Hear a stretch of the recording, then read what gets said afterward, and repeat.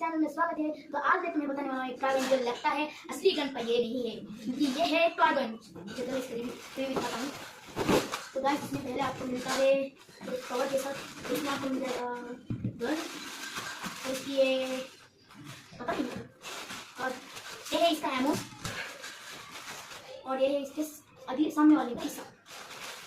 तो ये हाँ ये है और ये है बुलेट्स। तो फटाफट से जोड़ देते हैं।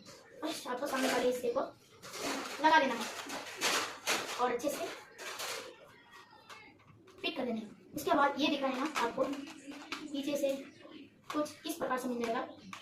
तो आप इसे ऐसे फिट करना है। उसके बाद आपको जो दिया है ना लेजर लाइट, उसको यहाँ पर अटैच कर देना है। आप देख रहे हो ना, और इसमें है ना, इसमें आम का बताता हूँ।